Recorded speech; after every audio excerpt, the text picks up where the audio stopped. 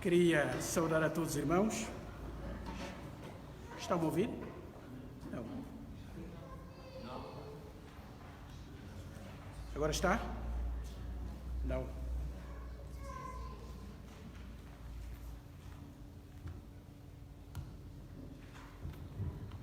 Agora sim?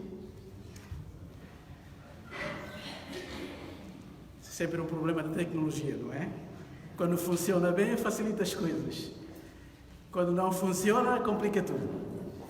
Amados, é um prazer estar aqui e quero aproveitar esse momento para agradecer às igrejas desta zona do país e em especial também à Igreja Evangélica aqui em Sines e dizer que este trabalho é um trabalho maravilhoso que os irmãos estão a fazer. Esta é sempre uma zona do país que tem algumas desvantagens e nós temos ouvido, sobretudo nas conferências fiel, o apelo do nosso irmão que sempre tem convidado outros portugueses para reconhecerem que existe uma área de Portugal que se chama Alentejo, portanto para visitarem essa terra maravilhosa e assim também compartilhar a sua experiência com os irmãos e também com os cidadãos que vivem nesta zona do país. E é um prazer muito grande estar aqui, e em nome também da Igreja Evangélica de Sines, do pastor Rogério, com quem temos privado já ao longo de alguns anos, através do Ministério Fiel e também a vinda aqui,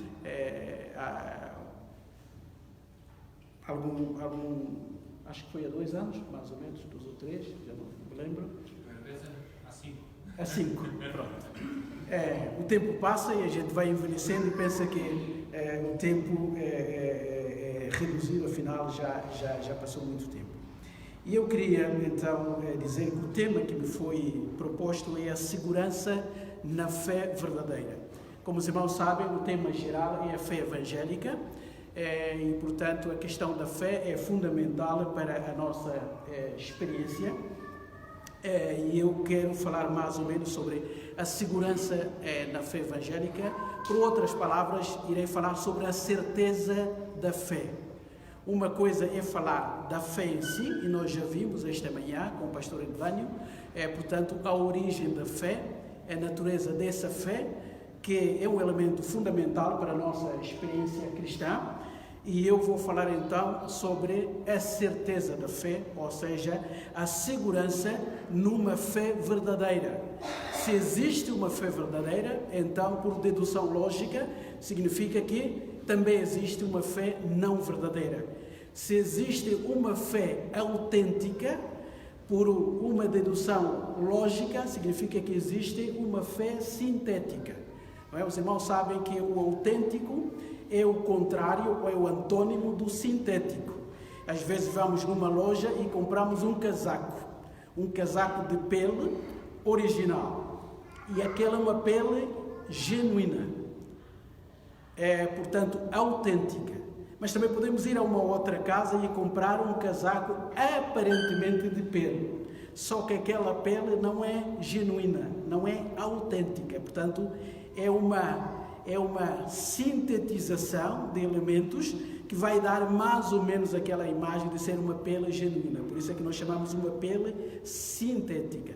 Então existem substâncias autênticas ou compostos químicos autênticos, mas também existem aqueles que são sintéticos, significa misturadas com outras, falseadas um pouco, ou adulteradas, manipuladas, que dão a ideia do original, mas que não é. E em termos da fé também existe isso. Se há fé verdadeira, significa que é possível que haja uma fé que não seja verdadeira.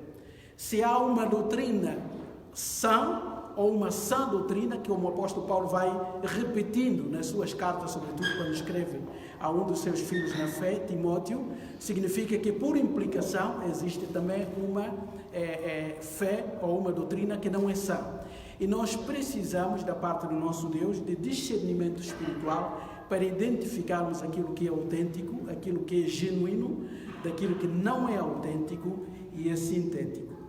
E eu quero então ler um versículo bíblico, antes então de passarmos para o tema que nos é proposto. Vou pedir àqueles que tiverem as suas Bíblias para abrirem na primeira carta de João, no capítulo 5, o versículo central, portanto, é o versículo 13, mas eu vou ler a partir do versículo 11. Então, primeira carta de João, capítulo 5, versos 11 a 13. Diz assim, a palavra do nosso Deus. E o testemunho é este, que Deus nos deu a vida eterna e esta vida está em seu Filho. Quem tem o Filho tem a vida. Quem não tem o Filho de Deus não tem a vida. Estas coisas vos escrevi, os que credes no nome do Filho de Deus, para que saibais que tendes a vida eterna e para que creiais no nome do Filho de Deus. Vamos orar. Nosso Deus e Pai, nós te queremos louvar pelo teu grande amor por nós. Obrigado pelo privilégio que tu nos dás de podermos estar aqui, reunidos como teu povo, para estudarmos a tua palavra, ouvirmos as verdades que ela nos transmite e de modo a podermos viver a nossa fé de forma saudável, de forma autêntica e também de sermos testemunhas vivas do Senhor Jesus Cristo diante daqueles que nos circundam. Nós te agradecemos, ó Pai, tu conheces as nossas limitações, as nossas fragilidades, por isso rogamos pela ação e influência do Espírito Santo para esclarecer as nossas mentes, tocar os nossos corações, para que a tua palavra possa encontrar lugar bem no centro das nossas vidas e possamos viver a nossa vida e o nosso testemunho de fé com base naquilo que é ensinado na tua palavra. Esta é a nossa oração de gratidão e de louvor. Em nome de Jesus. Amém. Ok, então, se João, na sua primeira carta, faz essa afirmação, estas coisas vos escrevi, os que credes no nome do Filho de Deus, para que saibais que tendes a vida eterna e para que creiais no nome do Filho de Deus. João não está a pedir a esses seus ouvintes para crerem. Ele parte do princípio que eles já eram crentes. Ele está a escrever para crentes, mas mesmo assim, ele ainda desafia, dizendo para que saibais que tendes vida eterna. Então, se as pessoas já têm a vida eterna, por que é que precisam de ser exortados para saberem que têm a vida eterna? Logo, essa pergunta deve criar alguma curiosidade na nossa mente. Se João disse isso, é por alguma razão. Ele está a escrever aos crentes. Em princípio, partiríamos da premissa de que eles já tinham a plena certeza. Então, se já tinham a plena certeza, podemos deduzir que João não tinha, gastou o seu tempo para dizer àqueles irmãos de que ele estava a escrever para que eles soubessem que tinham a vida eterna. Mas havia uma necessidade houve uma necessidade para João escrever, como um apóstolo, como um pastor. Nessa altura em que ele escreveu esta carta, provavelmente o único ou último apóstolo vivo, já muito idoso, portanto, escreveu essas cartas universais, 3 cartas. A primeira, esta que nós temos aqui, a segunda um pouco mais reduzida e a terceira, e também temos o livro de Apocalipse, que será o culminar de tudo. João foi aquele apóstolo abençoado por Deus, não é? Agraciado pela graça, portanto, ele escreve não só o Evangelho que nós temos, que encerra, digamos assim, os 4 evangelhos.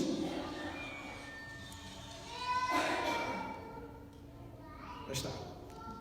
Então, João escreve o 4º evangelho com um propósito, e lá no evangelho de João também vai fazer a mesma coisa que faz aqui nessa primeira carta. Ele, antes de terminar o seu evangelho, lá no capítulo 20, ele vai dizer praticamente a mesma coisa, que Jesus, o Senhor Jesus fez muitas coisas, muitos sinais, muitas maravilhas, muitos milagres. Mas por incrível que pareça, João apenas registrou no seu evangelho 7 milagres. Um evangelho tão grande que ele escreveu, ele só selecionou 7. E ele então, lá no fim do seu evangelho, diz assim: ele fez muitas maravilhas, e João vai chamar milagres de sinais, porque o milagre nunca é um fim em si mesmo. O milagre é sempre um sinal. Por isso é que todos aqueles irmãos evangélicos que centralizam a sua experiência de fé apenas nos milagres, então têm uma fé defeituosa. porque eles concentram e atribuem o valor singular e principal àquilo que não teve o propósito de ter um lugar central. Os milagres na Bíblia são apenas sinais. Por isso é que João, no seu evangelho, nunca vai usar a palavra milagre. Ele vai usar a palavra sinais, para dizer que, como qualquer sinal, por exemplo, de trânsito, ele não é um fim em si mesmo.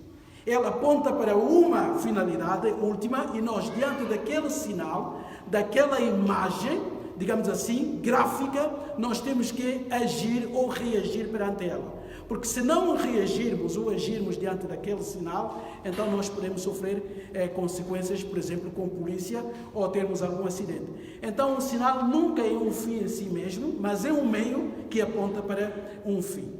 E os milagres da Bíblia tinham essa finalidade de apresentar quem exercia esses milagres, quem fazia esses milagres. Portanto, apontavam para a própria divindade do Senhor Jesus Cristo. E João vai dizer que o que ele selecionou é para que as pessoas creiam que Jesus é o Cristo, ou seja, o Messias, o ungido de Deus.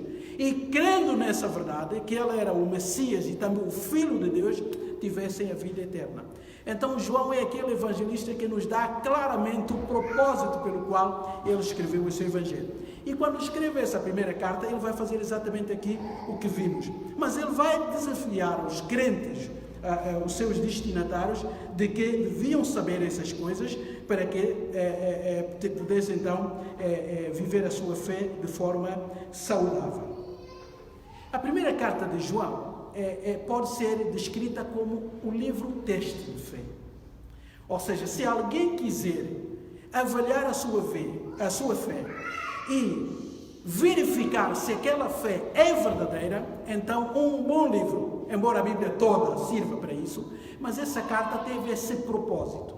Por isso é que João vai repetindo ao longo da carta, nisto sabemos, por isso sabemos, com esta base nós evidenciamos. Então o propósito de João é que cada um estivesse diante dessa primeira carta que ele escreveu e avaliasse, fizesse uma introspeção para ver se a sua fé era autêntica ou então sintética. E a primeira abordagem que eu, antes de passar propriamente para o nosso tema, era em relação à natureza da própria fé salvadora. O pastor Edvânio já mencionou essa parte e eu queria mais ou menos continuar. Os irmãos verão que todos os que irão falar aqui, mais ou menos vão repetir algumas coisas que já foram ditas. Nós vimos que, segundo o que a Bíblia ensina, a fé salvadora ou bíblica é a virtude central que nos ajuda na compreensão da própria redenção. Ou seja, tudo o que Deus faz, de certa forma, flui ou se conjuga nessa virtude que a Bíblia chama de fé. E nós já vimos, na primeira parte, a origem dessa fé.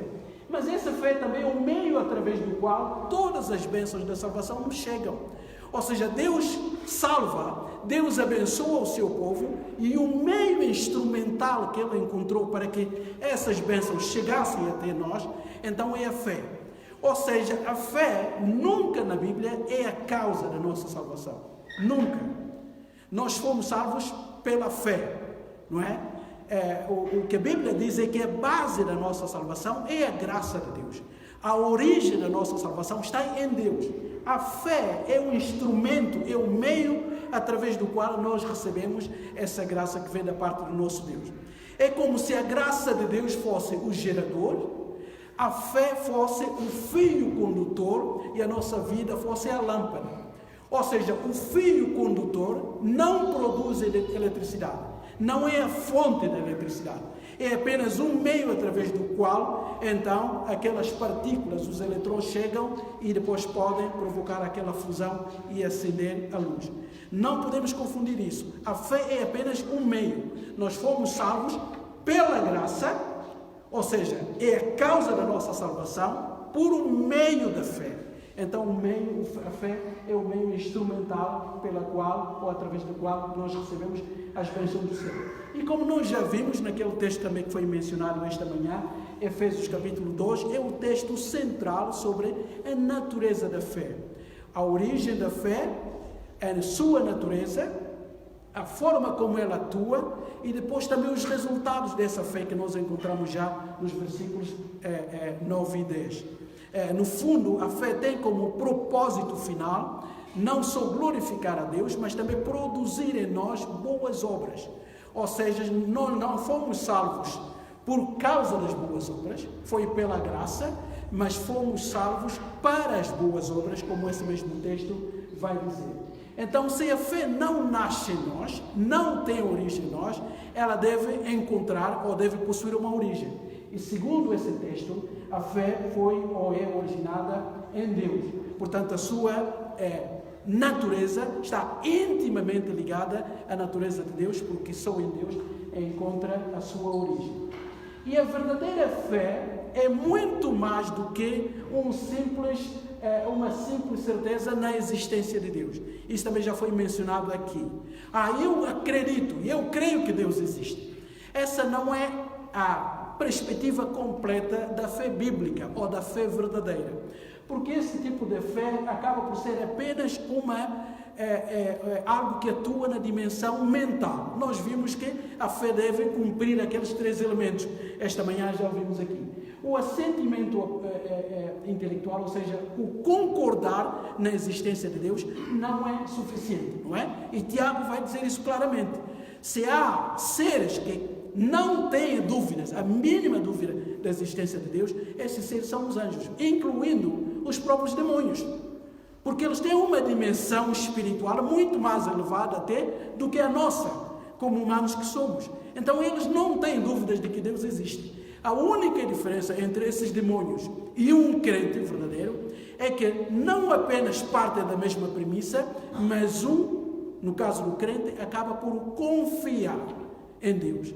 Enquanto que os demônios creem na sua existência, têm um assentimento mental, ou seja, não têm dúvidas da existência de Deus, mas não confiam em Deus. Não é? Essa é a grande diferença. Portanto, a fé verdadeira é aquela que vai para além do assentimento intelectual. E há o nosso irmão, que já foi citado também aqui, e tem ali um livro pequenino, que é o Sproul. Ele diz o seguinte: uma coisa é crer que Deus existe.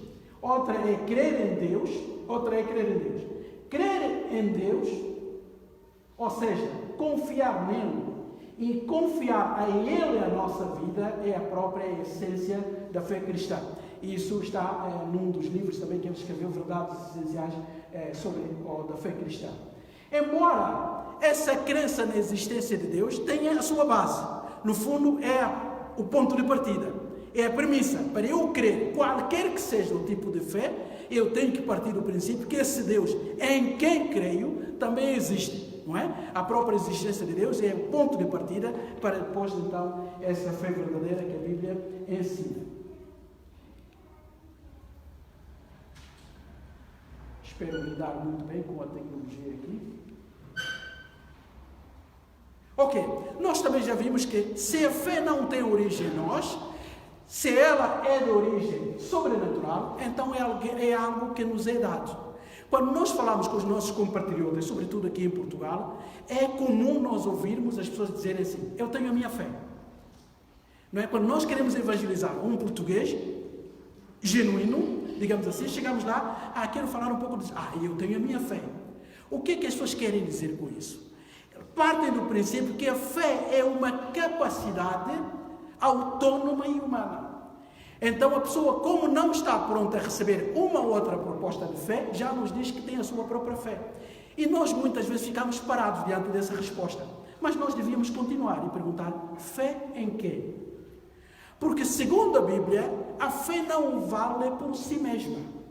Ou seja, possuir fé não é a razão última da validade da mesma fé. Ou seja, na perspectiva bíblica, a fé só tem importância de acordo com o objeto da fé. Ou seja, essa fé está depositada em quem? Nós já vimos que temos que saber qual é a origem dessa fé, mas também qual é o alvo dessa fé.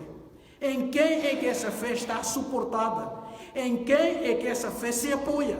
E é nesse objeto da fé que está a validade da fé. Ou seja, o que valida a fé, segundo a perspectiva bíblica, é o Deus em quem nós cremos. Então não basta a pessoa dizer: eu tenho a minha fé. Nós temos que perguntar: fé em quem? E se os irmãos fizerem essa segunda pergunta, notarão que muitas vezes as pessoas nem sabem definir bem aquilo que chamam fé. E nós precisamos de ajudar essas pessoas para que possam ter uma correta noção daquilo que a Bíblia chama de fé. E nós sabemos também que a semente dessa fé é implantada em nós por meio ou através da regeneração, através do novo princípio que o Espírito Santo aplica em nós. Ou seja, nós só podemos vivenciar na prática essa fé através de uma obra sobrenatural. A origem é divina, mas também a implantação dessa semente na nossa vida é também divina através do ministério do Espírito Santo. E essa fé autêntica na perspectiva bíblica envolve alguns elementos. Envolve persuasão, confiança, entrega, convicção e também decisão. É claro que para nós reformados temos muito receio de usar a palavra decisão, mas não podemos ter receio de usar, não é? Porque a Bíblia diz: Deus enviou o seu Filho, não é, unigênito ao mundo para que todo aquele que nele crê. Então há uma resposta de fé aqui. Embora saibamos que essa fé tem origem em Deus, mas ela acaba por atuar no ser humano como dádiva, e já que esse ser humano foi criado por Deus com todas as faculdades. Portanto, a faculdade mental é um ser que pensa, a faculdade volitiva é um ser que toma decisões, a faculdade emotiva é alguém que tem sentimentos. Então, o Espírito Santo trabalha nessas faculdades todas para que a pessoa ouça, entenda a mensagem que está a ser dita, e depois o seu coração e a sua mente se envolvam de certa forma, e esse ser humano responda através dessa oferta, não é? O que implica necessariamente também a vontade deste homem, embora uma vontade trabalhada e transformada, não é? Por isso é que no fim de tudo há sempre esse princípio de monergismo e não sinergismo, porque mesmo essa resposta da parte humana só é possível porque já houve uma prévia obra do Espírito Santo na mente, no coração e nas emoções do ser humano. Ok. Então, temos ali algumas passagens bíblicas, os irmãos podem anotar, para não gastarmos muito tempo. Agora é que chegamos nessa questão da segurança da fé, ou da certeza da fé. Reparem, temos que fazer aqui uma diferença entre a fé em si e a segurança da fé. A fé em si e a certeza da fé. E nós veremos que há algumas diferenças aqui. E é por essa razão que João teve que escrever aquilo que escreveu no nosso texto que nós lemos lá na primeira carta, capítulo 5, verso 13. Senão não faria sentido, não é? Estas coisas vos escrevi, os que credes no nome do Filho de Deus. João está a dizer claramente: eu estou a escrever para os crentes. Agora, para que é que estou a escrever aos crentes? E ele depois acrescenta: para que saibais que tendes a vida eterna. Ou seja, eu não tenho dúvidas que vocês já são crentes. Mas como pastor, como orientador espiritual, eu quero que vocês saibam que têm a vida eterna. Se João enfatiza isso, é porque ele sabe que é possível termos fé, mas vacilarmos na segurança da fé. E isso é muito importante para o nosso assunto aqui. Então, uma das questões que sempre produziu grandes debates entre os estudiosos da Palavra de Deus tem a ver exatamente com a relação existente entre a fé e a certeza da fé. A fé e a segurança da fé. E nós veremos que ao longo da história houve várias perspectivas. A primeira posição, portanto, entre esse posicionamento, é aquele que defende o ponto de vista de que nesta vida é impossível termos algum grau de fé. Há irmãos que creem no Senhor Jesus, que falam, que dizem que têm fé, que acreditam nas promessas da Bíblia, mas dizem que nesta vida aqui, onde ainda o pecado influencia a vida tanto dos crentes, mesmo daqueles crentes verdadeiramente convertidos, é impossível termos algum grau de certeza. Essa foi uma posição sempre assumida pela Igreja Católica, não é? Também foi assumida por alguns teólogos do movimento neo-ortodoxo. Um deles foi um grande teólogo, um dos maiores teólogos do século XX. Portanto, que diziam que crer e afirmar a certeza absoluta da fé é uma espécie de arrogância espiritual. Isso ainda acontece no nosso tempo. não é? Irmãos, eu estava num funeral em Santarém e antes de colocarmos o corpo do irmão que tinha falecido, então o pastor que estava a pregar começou a falar da certeza da nossa fé. O nosso irmão está com o Senhor, ele já não volta para estar entre nós. Um dia nós morreremos e partiremos para estar com ele lá. Ele está a gozar da vida eterna, das gloriosas promessas que Deus deu a todos aqueles que creem. Estava uma senhora ao pé de mim que ficou muito indignada com aquela pregação. E ela estava a fazer comentário com uma outra senhora, mas eu estava a ouvir a conversa. E ela estava muito ofendida. Isso é orgulho. Isso é arrogância espiritual. Quem é o ser humano para ter a certeza de que vai se encontrar com Deus? Quem pode garantir que aquela pessoa que morreu está com Deus? Quem garante que um dia, se morrer, vai ter com aquele outro crente e irá gozar? Isso é orgulho intelectual. Isso é arrogância espiritual. E ela estava revoltada, quase que possuída naquele cemitério. Porque aquilo soava, alguma coisa para além daquilo que o ser humano, de facto, pode crer e pode até gozar nesta vida aqui. Então, esta foi uma das doutrinas, uma das razões da raiva e da zanga que, por exemplo, a Igreja Católica naquele tempo, institucional, teve contra os reformadores. Quando muitos afirmaram, na maioria dos reformadores, de que era possível crer e ter a certeza da fé, então a Igreja Católica disse que ele foi a maior abominação que os reformadores protestantes cometeram, porque estavam a dar a certeza aquilo que só Deus pode ter a certeza.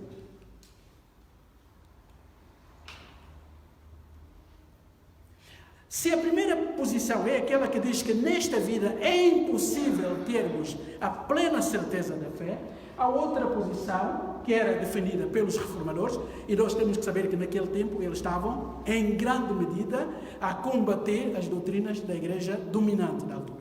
Portanto, temos que reconhecer que muitas das suas posições também foram para o outro extremo, não é? Sempre que nós estamos a combater um erro, a nossa tendência humana é de irmos para o outro extremo. Então, os reformadores, tanto Martinho Lutero como Lutero, e também, veremos o grande avivalista João Wesley, também acabaram por ocupar o outro lado, e eles afirmavam que a certeza é parte essencial da própria fé. Ou seja, onde há genuína fé, necessariamente e indubitavelmente tem que haver a certeza da salvação, a certeza da vida eterna. E, portanto, tem que haver ali uma segurança plena que não vacila. Só que essa posição, como já disse, foi também para o outro lado. Por quê? Porque estava a combater a primeira posição. Então, acabou por ir para o outro lado. Mas, no que se refere ao posicionamento de John Wesley, e eu queria ressalvar isso também, convém dizer que nem todos os metodistas, portanto, aqueles que surgiram desse movimento iniciado por ele, partilhavam dessa visão. Nem todos concordavam que a verdadeira fé necessariamente inclui uma certeza plena da salvação, sem qualquer possibilidade de vacilação. Agora, vale a pena salientar aqui o ponto de vista, e aqui apenas alguns certos da Confissão de Fé de Westminster. E essa confissão defende o ponto de vista de que a certeza não é uma parte essencial da fé. Atenção, não está a negar a certeza. Está a dizer que é possível que haja uma fé genuína, originada por Deus, mas em alguns momentos da vida do crente, a certeza absoluta possa não aparecer nessa experiência de fé. E que se pode ter fé sem a certeza absoluta. Ou seja, é possível que o Espírito Santo crie e implante a nova semente no coração daquele que já aceitou Jesus no seu coração, mas ao longo da sua caminhada de fé, é possível que essa fé não implique necessariamente uma fé ou uma certeza inabalável na vida desse crente. Embora a confissão de fé ressalvasse uma coisa, dizendo ou acrescentando ali, que essa certeza de fé não só era possível, mas também desejável. Ou seja, eles tomaram uma posição mais ou menos equilibrada aqui, a dizer sim, toda verdadeira fé tem que ter necessariamente algum grau de certeza, não é? Porque quem crê, crê em algo. Ou seja, ao crer, necessariamente exige um grau de certeza. Só que, na vida do crente e ao longo da sua caminhada, acontecem coisas que muitas vezes fazem mexer um pouco a certeza que o ajudou a caminhar até aquele momento. Então eles diziam o seguinte, que essa fé, que essa certeza não só era possível, mas também era desejável. Ou seja, todo verdadeiro crente deve orar, deve buscar, com os meios que o próprio Deus garantiu na sua palavra, alimentar essa certeza. E se é preciso alimentar essa certeza, significa que existem elementos opostos que podem atrapalhar essa certeza. Exatamente de acordo com o que João está a dizer aqui. Ele está a escrever para os crentes, não tinha dúvidas de que o seu auditório era crente, mas ele queria que eles soubessem que tinham a vida eterna. É como se João dissesse, nada vos atrapalhe, nada nem ninguém vos engane. Exercitem, creiam, confiem que vocês têm a vida eterna no Senhor Jesus Cristo. E ele precisava de fazer isso, provavelmente, porque a sua própria experiência mostrava que é possível enfrentarmos momentos na nossa vida em que a certeza da nossa salvação entra, digamos assim, numa espécie de algum teste. E esta posição, traduzida ali pela Confissão de Westminster, acaba por ser, de certa forma, a posição geral das igrejas evangélicas. Ou seja, elas não negam a certeza, dizem que a certeza faz parte, ou deve fazer parte, e depois essa certeza deve ser buscada através dos meios que o próprio Deus também vai providenciar. Só que esta posição, ao mesmo tempo, deixa espaço para a possibilidade da existência de dúvida, que muitas vezes assalta a mente do crente. E qualquer verdadeiro crente sabe que isso é possível. Há vários momentos na nossa vida, mesmo tendo a plena certeza da nossa salvação, em que a nossa fé é assaltada.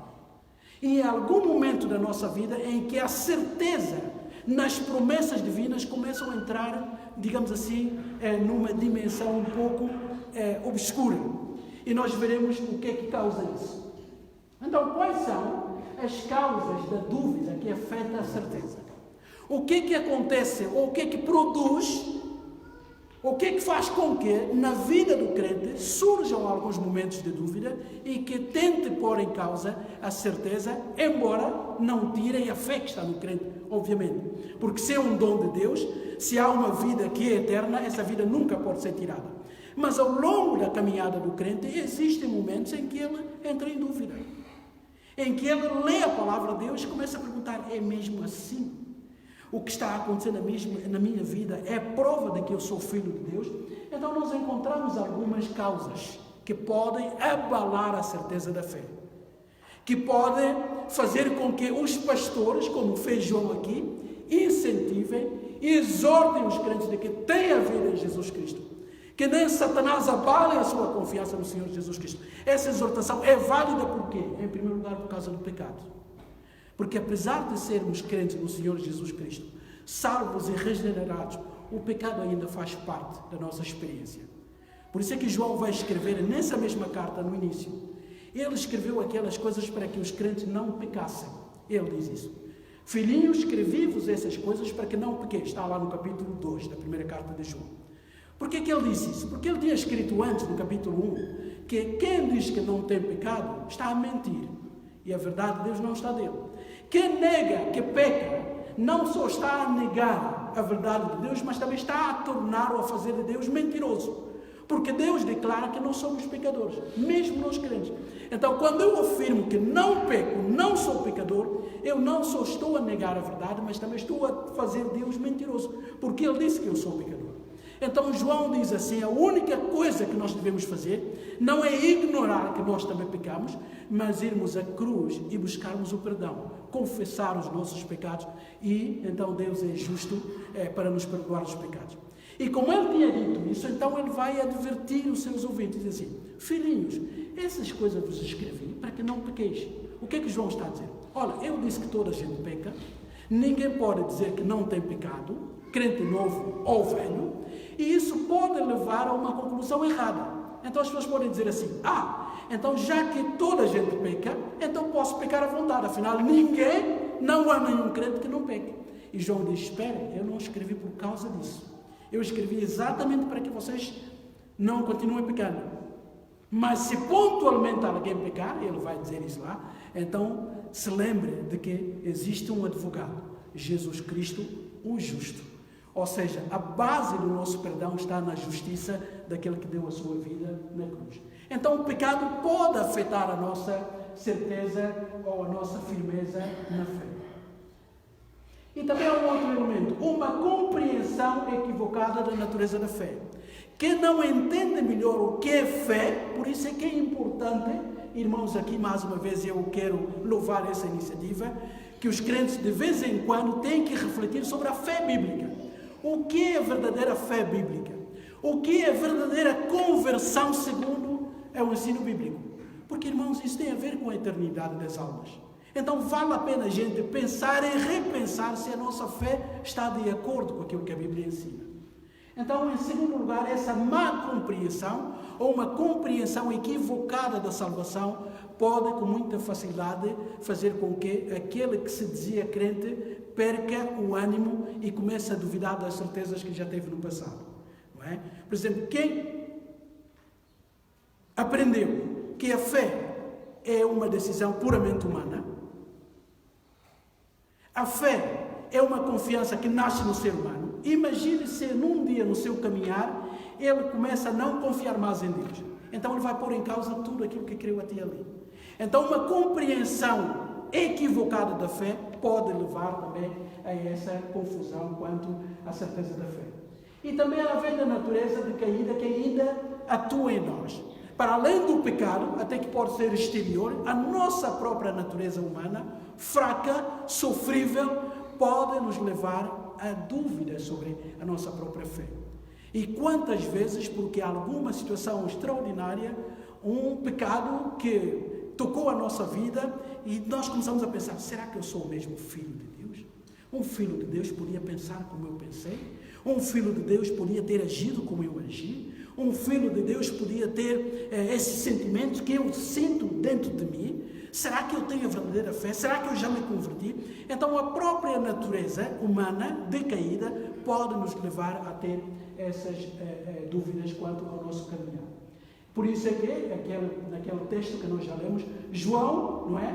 Em 1 João 5,13, os crentes são desafiados não a crer, porque eles já são crentes, mas a saberem que têm a vida eterna. Portanto, há essa necessidade, porque esses crentes também eram seres humanos como nós, que têm pecado e também têm a natureza decaída.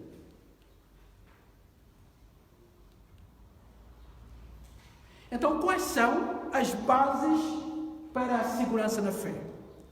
Se é verdade que a nossa fé pode enfrentar momentos de dúvidas, momentos em que pode vacilar, então quais são as bases que a própria Bíblia nos dá para que essa certeza e essa segurança, de certa forma, se mantenham, digamos assim, junto dessa fé que nós abraçamos e que alimenta a nossa vida? E nós temos alguns elementos, algumas bases ali. E eu queria deixar apenas 4 bases aqui fundamentais. A primeira base é a palavra de Deus. Reparem, se a fé é originada em Deus, ou seja, é algo que é exterior a nós, é lá onde se inicia e depois nos é dada como um dom na nossa vida, então a única forma de nós buscarmos, encontrarmos segurança para a nossa fé, tem que ser na própria palavra que Deus deu, ou seja, na sua revelação. Deus deu-nos a sua palavra para que, através das promessas que Ele faz na sua palavra, nós alimentemos a certeza da nossa fé.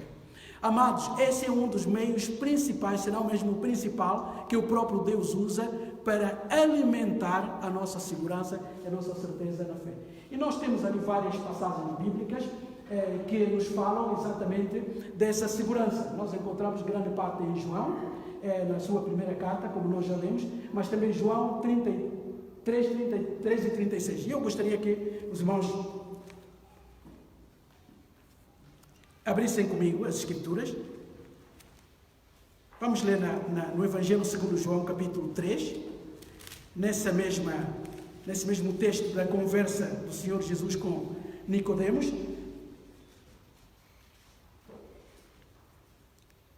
O verso 33 diz assim: aquele que aceitou o seu testemunho, ou seja, o testemunho de Jesus Cristo, esse confirmou que Deus é verdadeiro. Porque aquele que Deus enviou fala das palavras de Deus, pois não lhe dá o Espírito por medida.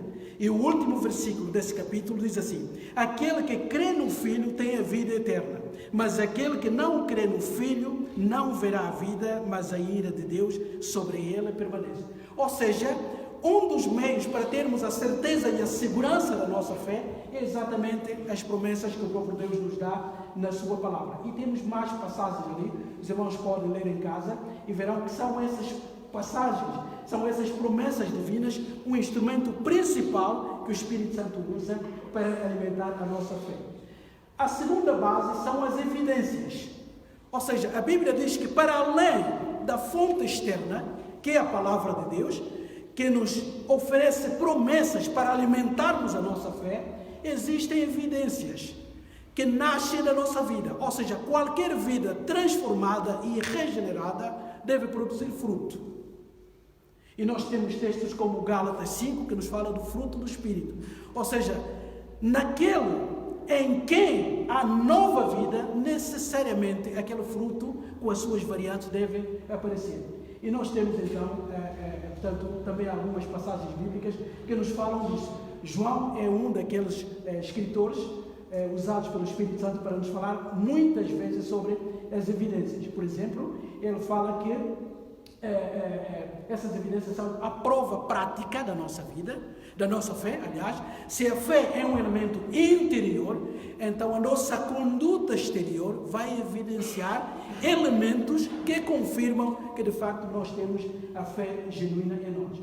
E entre essas coisas, João vai dizendo ao longo da sua primeira carta, estão crer que Jesus veio em carne, ou seja, crer na encarnação do Senhor Jesus Cristo, crer que Ele é o Filho de Deus, portanto é divino, amar os irmãos em Cristo, não odiar esses irmãos, ser generosos para com esses irmãos. João diz que todos esses são elementos que comprovam a veracidade da nossa fé interior.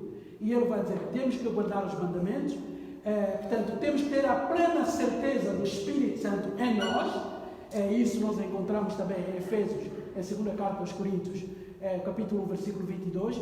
E depois, João diz que temos que crer também no Espírito, ou seja, na mensagem da adoção. O próprio Deus garante que todos aqueles que creem no seu Filho unigênito têm a vida eterna. Portanto, essa convicção acaba por ser mais uma evidência também da nossa segurança, da nossa certeza da fé. O terceiro elemento, primeiro a palavra, as promessas que encontramos na palavra. Em segundo lugar, portanto, as evidências. Ora, o fruto da nossa vida deve demonstrar que nós temos a vida eterna, ou seja, temos salvação. E em terceiro lugar, o testemunho do Espírito Santo.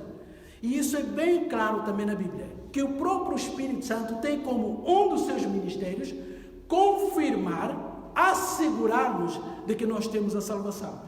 Por isso é que naquela passagem, aquele versículo é fundamental e deve estar bem presente na nossa mente, Romanos 8,16, onde João diz que o próprio Espírito Santo atesta ou testifica e confirma com o nosso espírito que nós somos filhos de Deus. Ou seja, nós só somos capazes de chamar Deus de Abba Pai e de o amarmos por causa da confirmação que o Espírito Santo realiza em nós. Aleluia!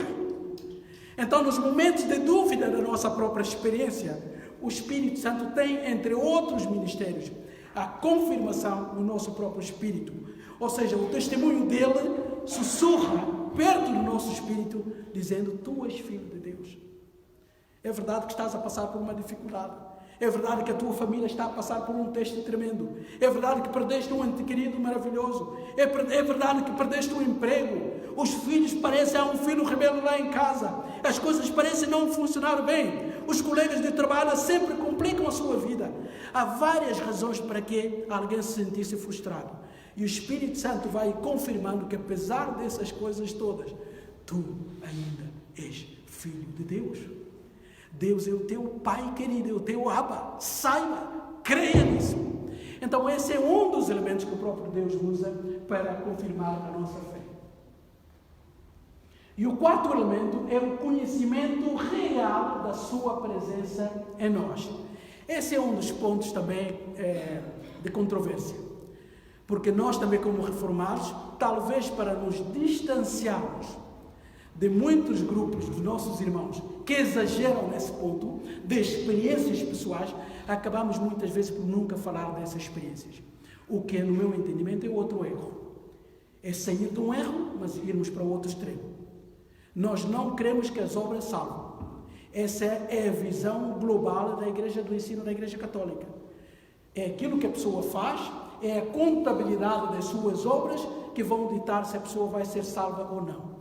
Nós não concordamos com isso, rejeitamos. Só que fomos para o outro extremo. Também não valorizamos as obras. Ora, no ensino equilibrado da Bíblia, a origem e a razão da nossa salvação é a graça, portanto a nossa salvação vem de Deus e é recebida pelo meio da fé, ou por meio da fé, mas tem como propósito levar-nos a praticar boas obras. Então não podemos sair de um erro e irmos para um outro erro. E aqui também é a mesma coisa. Irmãos, nós não podemos desprezar a própria experiência da vida cristã que o Espírito vai realizando em nós. Pessoas como Lutero, Jonathan Edwards, um dos homens mais racionais que existiu, portanto, que gostava de pensar em todos os pormenores, mas Deus fez maravilhas na sua vida. E eles puderam escrever testemunhando os momentos, as experiências da sua vida, em que Deus era tão real na sua vida que eles passaram a amá-lo como nunca o tinham amado antes. Então eles vão contar essa sua experiência. Whitefield, John Wesley, Finney, Moody e muitos outros que também puderam experimentar, ou seja, viver na prática de forma real aquilo que é a obra do Espírito Santo nas suas vidas. Portanto, esse quarto elemento também acaba por ser um instrumento ou uma evidência ou uma base, embora sempre deve ser usada com cuidado e segundo a ótica da palavra. Todas as experiências devem ser avaliadas à luz do testemunho bíblico, mas também não podemos negá-lo, porque eu creio que muitos irmãos que estão aqui já passaram por momentos na sua vida em que abriram a Bíblia naquele dia, leram aquele texto e ficaram dominados com um amor maravilhoso sobre o Senhor Jesus Cristo. Terminaram os seus textos muitas vezes com lágrimas. Aquele culto, aquela pregação, aquele momento arrebatou-os, trouxe-os uma convicção tremenda. E eu já ouvi alguém numa pregação, depois de um culto, dizer assim: pastor, hoje eu posso ir para o céu. Eu posso ir, estou preparadíssimo. Mas aquele homem era crente. Mas naquele dia, aquelas mensagens da promessa da vida eterna tocaram de tal modo no seu coração. Ele disse: se o Senhor me chamasse hoje, eu partia daqui como o homem mais alegre do planeta. Porque essa palavra que eu já li, que eu já sublinhei na minha vida, hoje deram uma convicção tremenda. Então há momentos que nós temos a visitação do Espírito Santo e nós sentimos também, porque nós também fomos criados como elementos que sentem. E eu vou terminar, irmãos, apenas para dizer que esse quarto ponto é verificável.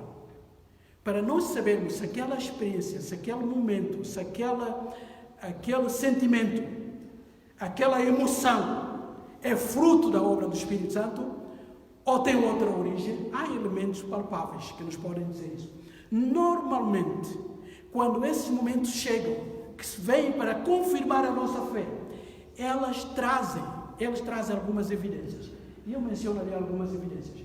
A primeira evidência é que quando esse conhecimento experimental, digamos assim, aquela afetividade, aquele momento de embate, de consciência da presença de Deus na nossa vida, acontece, normalmente traz esses elementos. Um amor crescente por Deus. Não é apenas emoções por emoção, mas quando esses momentos chegam, o nosso amor por Deus cresce. Nós amamos ou damos mais um passo na dimensão do amor que tínhamos por Deus. Passamos a meditar profundamente sobre aquilo que Deus fez através do seu Filho e o nosso amor por Ele se torna mais sólido ainda. E também acontece que há maior desejo de conhecer a palavra e de meditar nela. Quando esses momentos chegam na nossa vida, nós temos um prazer redobrado de ler a Bíblia. Se calhar nunca tínhamos lido a Bíblia daquela forma até aquele momento. A partir daquela experiência, daquele conhecimento, nós passamos a ler a Bíblia, devorá-la e a vê-la como o livro mais importante da nossa vida e nunca mais queremos estar longe daquele livro. Esses são os sinais. E depois há um intenso desejo de agradar a Deus e de estar em profunda comunhão com Ele. E muitos daqueles homens que eu citei ali partilharam isso. Que cavalgando, andando pelo campo, estudando a Bíblia, pregando, eles amavam a Deus como nunca tinham amado até aquele momento. São os momentos da visitação divina. E depois há um assumido senso de humildade espiritual. Normalmente, quando isso acontece, o crente se sente mais pecador. Ele tem a plena consciência do seu pecado e mais quer depender de Deus. Ele abraça a primeira bem-aventurança. Bem-aventurados são os humildes de espírito, são os pobres do espírito. E quando Deus visita os seus crentes, confirmando a sua fé, a sensação que nós temos é que eu sou o pior pecador no planeta Terra e eu preciso muito de Deus. E essa humildade que nos mostra que tudo aquilo que nós somos é fruto da graça e do amor de Deus. Também há uma profunda consciência do pecado. Esse é outro resultado. Se por um lado há um amor crescido por Deus, por outro lado também há uma consciência.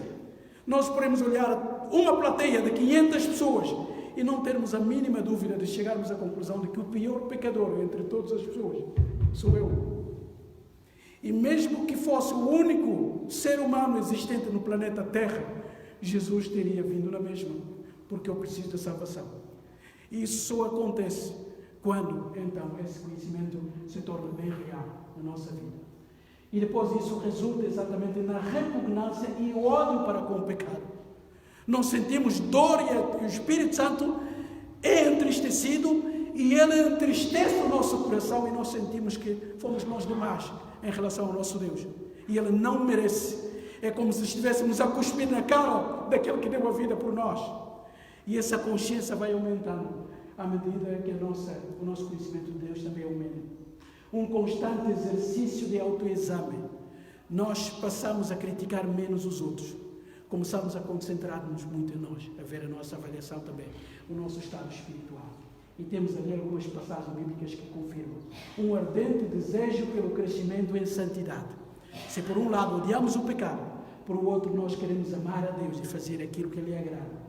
E um profundo e genuíno desejo de estar em comunhão com os irmãos.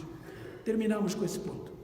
Qualquer verdadeira experiência de fé, qualquer certeza da segurança no Senhor Jesus Cristo, levar-nos a valorizar o povo pelo qual Jesus morreu. Aquela ideia muito atual no nosso tempo de crentes solitários não é bíblica.